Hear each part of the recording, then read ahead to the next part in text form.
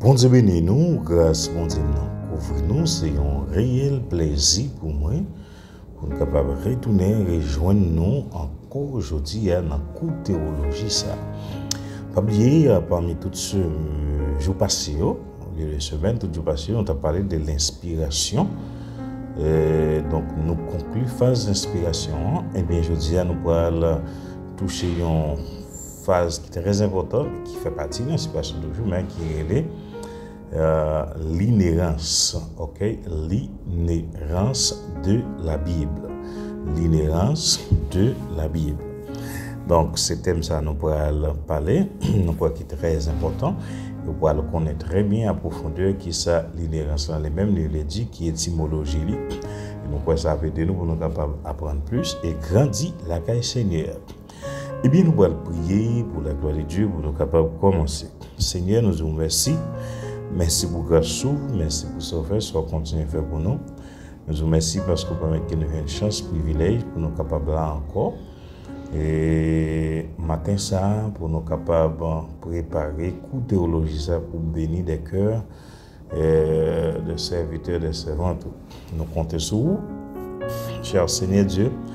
Et donc, on va faire nos grâces, on va vivre des Saint-Esprit sur moi, afin que tout ça qui nous va dire, vous vienne de vous-même.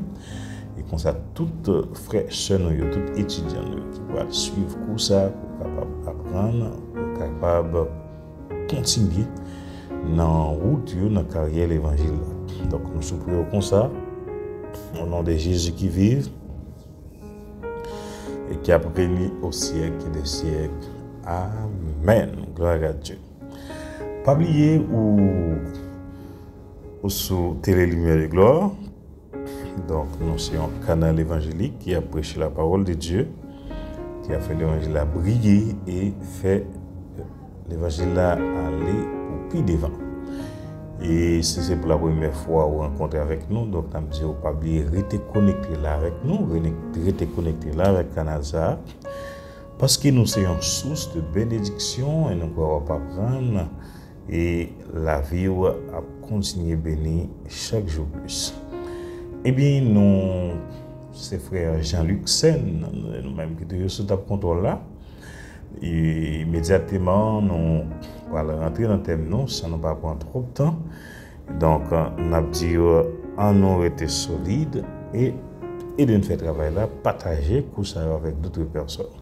Et si vous voulez faire quoi complet, donc, vous êtes capable de aller dans 809 966 65 13.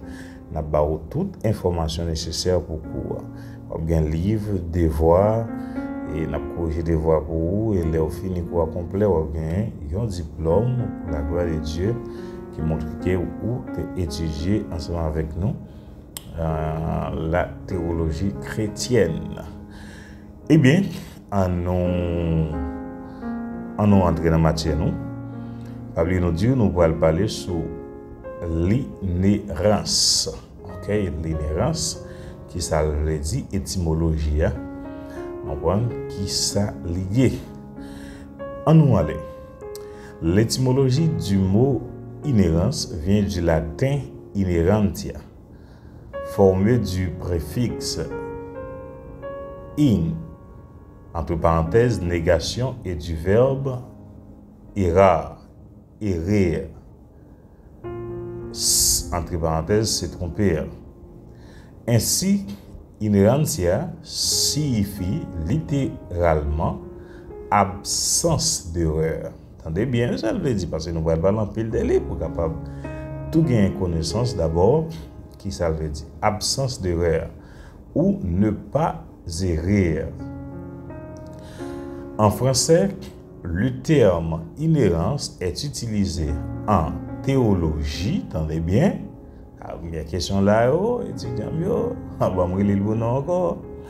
En français, le terme inhérence est utilisé en théologie pour désigner la doctrine selon laquelle les Écritures ne contiennent aucune erreur.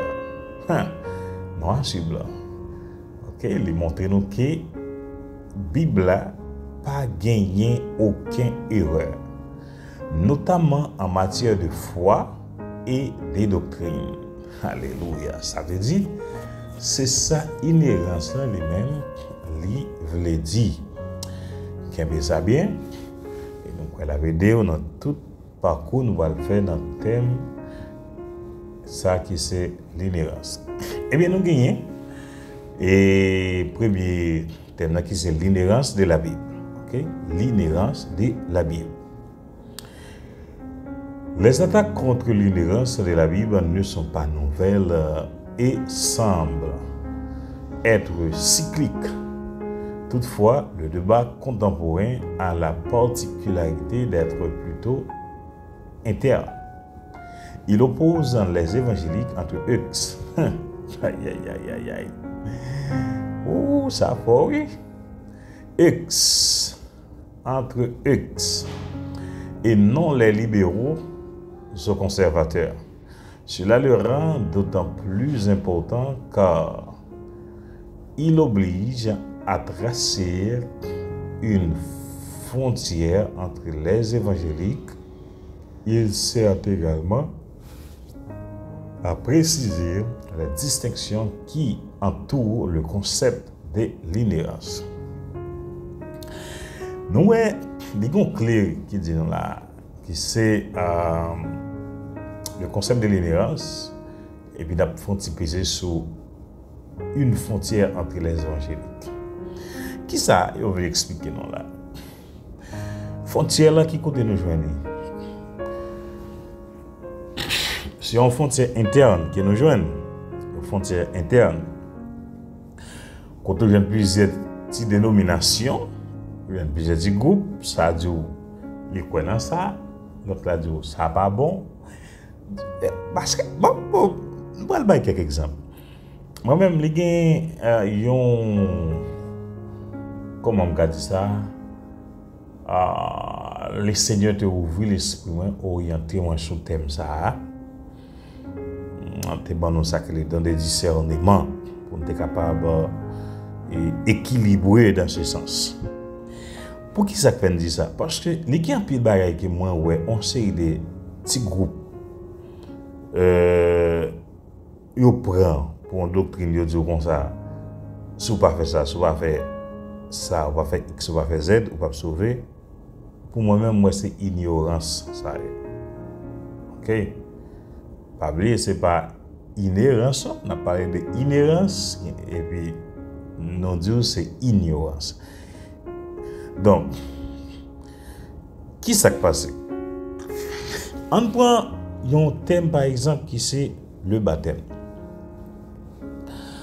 Dans le baptême, il y a un décalage, je dis, à côté de conseiller de l'église. Il dit si vous ne pas baptiser au nom de Jésus, vous ne pouvez pas sauver. Si il y a un monde qui est baptisé au nom du Père, du Fils et du Saint-Esprit, il faut qu'on soit rebaptisé. Ça sont comme un guys. Qui ça va ça? Donc, les moyens me dire ouvrir l'esprit, moi, dans la phase, ouais. Qui tout baptisé au nom du Père, qui tout baptisé au nom du Fils et du Saint-Esprit, ou bien baptisé. Parce que c'est Jésus même qui était baptisé au nom de ça. C'est lui qui était passé l'autre ça. Je fais baptême au nom du Père, du Fils et du Saint-Esprit. Donc, et puis tout, qui est dans trois personnages qui pas bon? Est-ce que c'est le Père? Est-ce que c'est le Fils? Est-ce que c'est le Saint-Esprit? Non! Ils ont tout, c'est un seul qui est. Après, il y a un groupe qui dit pas connaître la Trinité parce que la Trinité c'est pas catholique. C'est pas vrai, c'est mensonge. C'est ça que l'on a étudié ensemble avec nous là, on a orienté d'un pile gros bagage. Est-ce qu'on voit? Donc, c'est nous te parlé déjà un peu de la Trinité dans la classe déjà. OK? La Trinité révèle nous un seul Dieu dans unité. Un Dieu en trois personnes mais dans l'unité. OK? Pas ni deux ni trois dieux. Tant que les témoins de Jéhovah qui disent bon Dieu c'est un gros Dieu et puis Jésus c'est un petit Dieu. Ça change relié tout. Alléluia. Donc c'est ça que fait et les n'a fait étude ça est important et aider nous pour nous capables non seulement grandir et puis pour nous capables ouvrir l'esprit. Donc plusieurs petits bagages, nous avons plusieurs petites nuances, nous avons plusieurs petits thèmes. Chaque petit groupe, il y a un bon bagage, et puis l'autre groupe qui va faire là, il ne va pas sauver. Après, on sait des groupes qui font baptême. Au nom de Jésus, il y a des gens qui font baptême, au nom du Père, du Fils et du Saint-Esprit, on dit qu'ils ne vont pas sauver. Il faut qu'ils soient baptisés. Cependant, il y a un petit groupe qui n'est pas trop commun, qui croit tout, si vous baptisez au nom de Jésus, ou mal baptisé, il faut que vous soyez baptisé au nom du Père, du Fils et du Saint-Esprit. Donc, c'est l'homme qui a mis toute confusion, mais la Bible est claire, elle est droite, sans problème. Right? Sans problème. Nous venons encore. Nous dernièrement, ça a fait un bon gros tollé dans le secteur haïtien, dans le secteur évangélique haïtien. Les filles pas capacité, les filles pas capable prêcher. Donc, il y a une bonne analyse que nous devons faire dans ça. Il y a une bonne analyse que nous devons faire dans ça. Donc, c'est un pile d'autres petits détails qui gagnent et l'église divisée, une division interne. Une division interne. L'église du Christ, divisée à cause de Christ. Il y a pour Christ, il y a pour Christ là, puis une division. Chaque bon bagage est différent, ça doit être comme ça, ça doit. Ok. Mais nous espérons que la division interne, ça ne va pas conduire nous dans le chemin de l'enfer, mais pour avoir une compréhension, pour nous arriver à comprendre. C'est ça que moi-même, j'ai un objectif qui c'est essayer excusez-moi, essayer point de vue chaque phase de doctrine ça et puis je suis ensemble avec pasteur ça nous pas de différence entre nous-mêmes. On a prêché l'évangile, on a prêché la doctrine ça sera fait dans l'étude biblique. Donc c'est un bon bagage, donc moi-même j'ai semblé que nous Dieu nous t'a dirigé. Donc nous qu'on invite l'église adventiste, ils participent avec nous, nous invitons l'église du Christ, l'église corps du Christ, ils participent ensemble avec nous. Nous invitons notre église sans aucun problème. Seule l'église, moi pas conseillé, on a invité l'église catholique parce que doctrine vraiment ça en réalité. Okay? Nous connaissons toute carrière etc. Donc, mais l'autre l'église qui est plus proche, donc on va nous devons envoyer des côtés et puis pour nous capables de servir bon Dieu ensemble. Alors, il y a l'autre toujours eu, l'autre sexe qui parle l'église, l'autre secte qui parle l'église. Donc, on ne va pas l'inviter à son loge. On ne va pas l'inviter à série de l'autre. Petit groupe de dénomination qui dans les ailleurs, on voit. Mais tant que ça qui proche ensemble avec nous, donc on a un bon chita parler qui a fait de façon pour être capable de gagner une unité. Et dans le thème ça qui c'est l'inhérence de la Bible, nous gagnons petit a. On prend petit a et puis pour nous capable continuer. L'importance de l'inhérence. Ça veut dire, dis-nous, l'inhérence a une importance. On a l'importance de l'inhérence. Petit a. L'affirmation de son importance peut-on prétendre être évangélique et nier en même temps le plein concept de l'inhérence? Oui, tout simplement parce que certains évangéliques le font strictement. Parlant, l'évangélique est celui qui croit à l'évangile. Entendez ça bien? Très bien. Il y a une question là, oui, étudiez mieux. Pas moi, il le nom encore. Parlant, l'évangélique est celui qui croit à l'évangile. Okay? C'est l'évangile qui ça, évangile veut dire. Donc, c'est celui qui croit à l'évangile. Peut-on revendiquer la qualité de chrétien et ne pas accepter le concept de l'inhérence? De l'inhérence, c'est une question. Bien sûr, indiscutablement, beaucoup de chrétiens entrent dans cette catégorie. Être chrétien, c'est d'entretenir une juste relation avec Christ. Peut-on être attaché à la Bible et nier l'inhérence? Pas si la Bible enseigne sa propre inhérence. Cette doctrine est donc de la plus haute importance. Si elle s'écoule d'un enseignement biblique, la rejeter, c'est rejeter du même coup une partie de la fiabilité de la Bible. Ok? Réfléchissons bien. Si la Bible contient des erreurs, qu'elles soient nombreuses ou non, comment être sûr que sa présentation de Christ est correcte? Après tout, il se pourrait qu'une de ces erreurs concerne justement un aspect de sa vie qui nous garantit que cette erreur ne concerne pas un domaine aussi crucial que la mort ou la résurrection de Jésus. Qu'adviendrait-il alors de notre christologie?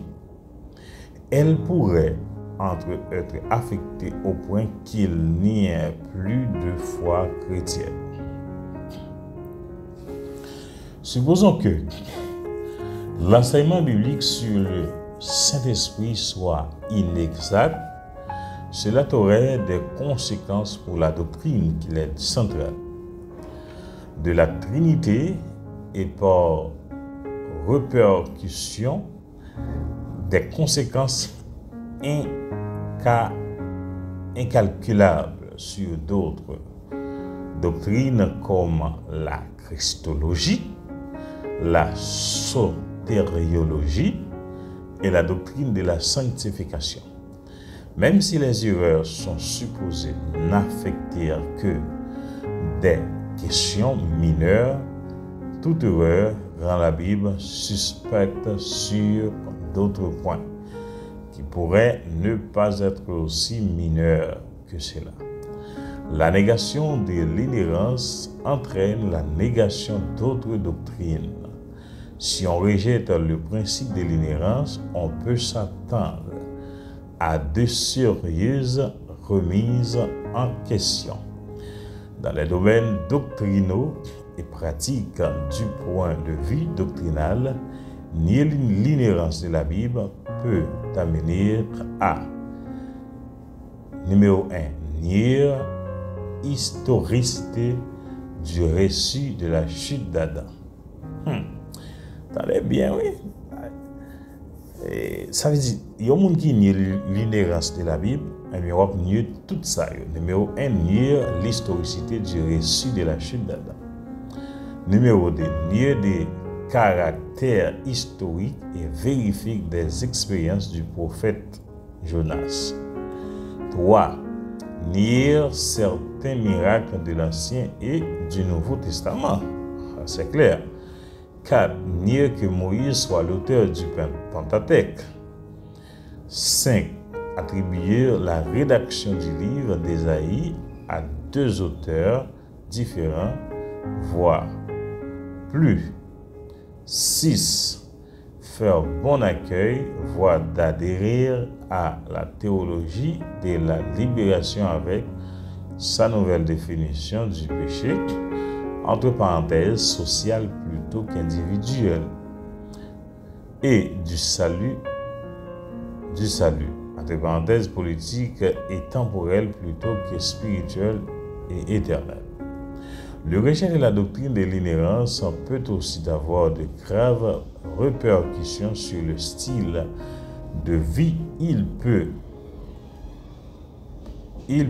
par exemple entraîner, numéro 1, une conception plus laxiste de l'adultère. 2. Une conception plus laxiste de l'homosexualité. 3. Une conception plus laxiste du divorce et du remariage. 4. Une réinterprétation culturelle de certains des enseignements de la Bible, entre parenthèses, Par exemple, l'enseignement biblique sur les femmes ou sur l'obéissance civile. 5. Une tendance à examiner la Bible à travers les lunettes de la psychologie moderne. L'inhérence est une doctrine fondamentale. Son déni ou même son atténuation peuvent déboucher sur de graves erreurs en matière de doctrine ou de vie. L'atténuation de son importance. Certains continuent de maintenir que la doctrine de l'inhérence est sans importance pour la foi, qu'elle est hors de propos eux-mêmes inutiles. Ils considèrent la conséquence que tout le tapage fait autour de cette question n'est qu'une tempête dans un verre d'eau et que ceux qui insistent sur cette doctrine troublent la paix de l'Église. Ce n'est pas du doute aussi anodin. La question de l'inhérence est cruciale, car si la Bible n'est pas totalement exempte d'erreur, elle en contient au moins une. Si nous pouvions tous nous mettre d'accord pour savoir où cette erreur se niche, nous pourrions à la rigueur admettre que la question est sans importance. Mais à en croire la littérature actuelle, il y a au moins 20 spécialistes qui ont détecté une erreur, ce qui fait que la Bible recèle au moins 20 erreurs. Oh, attendez ça bien, mes amis. Nous sommes alors nous poser la question, si la Bible contient 20 erreurs, comment lui faire confiance? Les discussions à propos de l'inhérence ne correspondent donc pas à une agitation inutile. On avance généralement plusieurs raisons pour justifier l'idée que la doctrine de l'inhérence ne serait pas essentielle.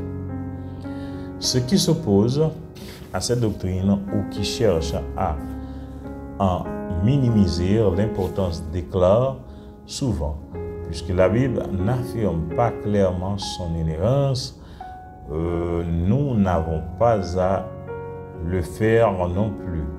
Pour le partisans de cette option, ceux qui insistent sur l'importance de l'inhérence se montrent plus insistants que la Bible elle-même sur la question. À la limite, il estime que l'inhérence n'est pas une doctrine biblique. Comment ça? Il y a plusieurs groupes.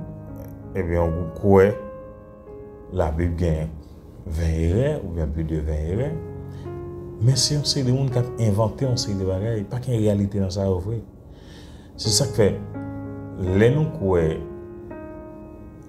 dans la Bible de façon ça. Et bien nous croyons la Bible elle-même n'est pas gagne erreur. La Bible sans erreur. Alléluia. La Bible est sans erreur. Ok, donc la Bible pas gagne erreur. Après, il y a encore pour conclure que cette déclaration est vraie, il faut pouvoir montrer que la Bible n'enseigne pas clairement l'inhérence et que si tel est bien le cas, si elle ne contient pas de texte probant, on ne peut pas justifier la notion d'inhérence en le basant sur une étude inductive de preuves. Réponse ces conditions. La Bible enseigne-t-elle clairement l'inhérence? La réponse dépend du sens qu'on attache à l'adverbe clairement. Si par clairement on entend des textes aussi probants que ceux que la Bible présente en matière d'expiration substitutive, par exemple Matthieu 20, verset 28, Alors, il est vrai qu'il n'existe pas de preuve claire de l'inhérence. Or, les évangéliques acceptent de nombreuses doctrines clairement enseignées dans la Bible et pour lesquelles il n'existe pas de texte probant. Le meilleur exemple est celui de la Trinité. Il est juste de dire que la Bible n'enseigne pas clairement la doctrine de la Trinité. Si, par clairement, on pense à des textes probants en la matière, il n'existe même pas un seul texte probant. Si nous entendons par là un verset ou un passage affirmant clairement qu'il existe un seul Dieu en trois personnes. Ok. Comment en sommes-nous cependant arrivés à formuler une doctrine claire de la Trinité? Simplement en acceptant deux séries d'affirmations bibliques. A. Des textes clairs enseignant qu'il y a un seul Dieu. B. Des textes aussi clairs enseignant que celui qui se nomme Jésus et celui qui est digne comme le Saint-Esprit revendiquent tous deux la divinité à côté de Dieu le Père. Ces textes probants ne permettent que deux conclusions: ou bien Jésus et le Saint-Esprit ne sont pas divins, ou bien Dieu existe comme une trinité. Alléluia, c'est ça, oui. Parce que verset est clair. Verset est clair. Les chrétiens orthodoxes n'ont jamais rejeté cette dernière conclusion, bien qu'elle s'appuie sur des preuves dont la clarté est différente de celle fournie par des textes probants. Prenons un autre exemple. Beaucoup nient la divinité de Jésus parce que, selon eux, il n'existe pas de preuve claire qu'il y ait jamais revendiqué cette divinité. Robert Halley de l'université de Richmond, à l'époque, provoqua la fureur des baptistes du sud des États-Unis lorsqu'il affirma que Jésus n'a jamais réellement prétendu être Dieu, ni même lui être associé. Devant les preuves bibliques qu'il permet à d'autres de conclure que Jésus s'était prétendu Dieu. Oh, est-ce que vous entendez bien? Il est arrivé à une conclusion radicalement différente. De telles hérésies sont là juste titre, un affront pour les croyants orthodoxes. Bien que je n'ai pas encore abordé les preuves de l'enseignement clair de la Bible, devant les preuves bibliques qui permettent à d'autres de conclure que Jésus s'était repenti Dieu, il est arrivé à une conclusion radicalement différente. De telles hérésies sont à juste titre un affront pour les croyants orthodoxes. Bien que je n'ai pas encore abordé les preuves de l'enseignement clair de la Bible à propos de sa propre inhérence, supposons pour l'instance qu'elle enseigne clairement, même si ce n'est pas nécessairement par des textes probants. Dans ce cas, ceux qui croient à l'existence d'erreurs dans la Bible existe-t-il de sa part des arguments d'une clarté supérieure à ceux avancés pour prouver la divinité de Christ ou la Trinité? Autrement dit-on-il besoin d'un ensemble de critères pour prouver la doctrine de la Trinité et d'un autre pour l'inhérence? Les exemples précédents montrent le caractère fallacieux de la conclusion selon laquelle, en l'absence de tout texte probant, on ne peut enseigner les résultats d'une étude inductive, ni tirer des conclusions logiques des évidences textuelles. Si tel était le cas, je ne pourrais jamais enseigner les doctrines de la Trinité, de la divinité, le texte et de celle du Saint-Esprit, ni même les formes du gouvernement et l'Église. J'entends souvent les gens dire « je n'irai pas plus loin ce que la Bible affirme. Cette parole peut représenter d'un bon critère, car nous ne voulons rien ajouter à ce que la Bible enseigne. Mais nous ne voulons pas non plus négliger quoi que ce soit de ce qu'elle enseigne clairement par des textes probants par débutant, par déduction, par induction, par implication logique ou par des principes.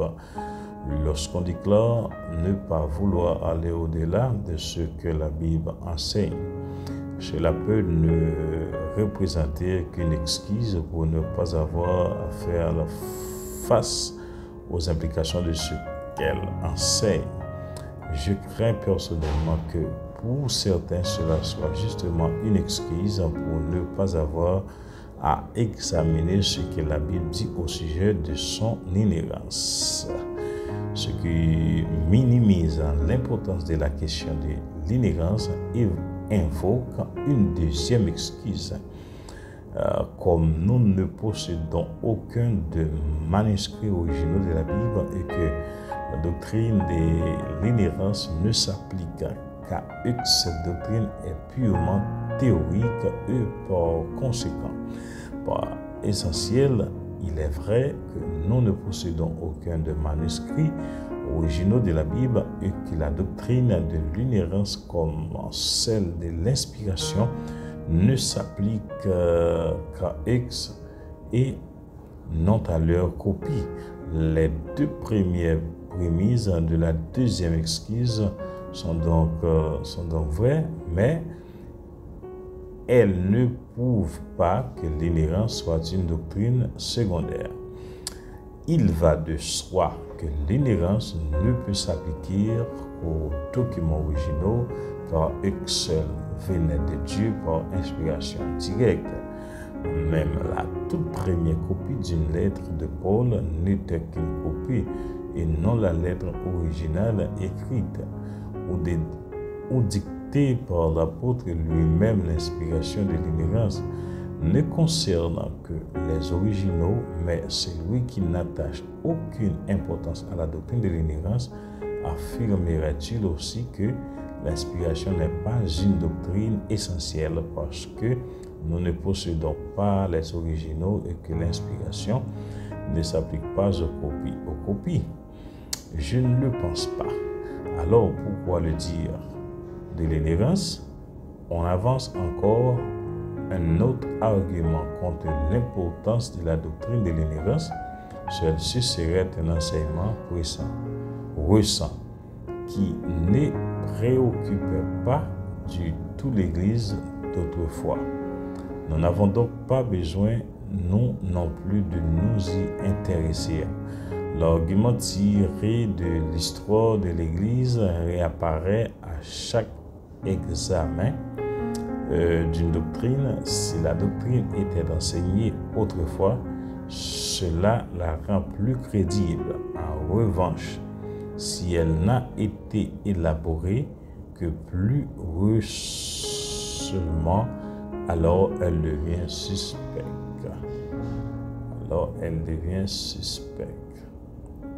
Donc, n'a campé là, et grâce à nous espérons que Seigneur lui-même l'a aidé nous pour nous capables de mieux comprendre le thème ça. Donc, nous pouvons pas prendre un pile bagaille, commencer à pas prendre un pile. Donc, l'inhérence, nous t'expliquer, le décrire le barreau, ça le dit, étymologie. Donc, il montre que la Bible lui-même est vraie. et Bible la sans erreur. Bien qu'il y ait un pile théorie, il y a un pile l'autre monde qui rejette, qui n'est pas d'accord. Mais nous continuons et propager ça pour nous dire clair la Bible. C'est unique livre qui sans erreur et inspiré de Dieu. Et c'est unique livre, il y a plus dans le monde qui traduit dans plus de langues dans le monde entier. Donc, nous croyons que c'est une bénédiction pour nous gagner la Bible, c'est une bénédiction pour nous lire, c'est une bénédiction pour nous apprendre la Bible, c'est une bénédiction pour nous mettre en pratique toute sa Bible là, demander pour nous pratiquer. Donc, c'était un plaisir pour nous être capables ensemble. Donc, papier, c'est frère Jean-Michel, pour sauter les lumières de gloire, que grâce à Dieu est capable de couvrir nous, que le Seigneur est capable d'entourer nous et permettre que nous grandissions la carrière. Nous ne pouvons jamais faire battre, nous ne pouvons jamais donner des espoirs. Béni au nom de Jésus de Nazareth.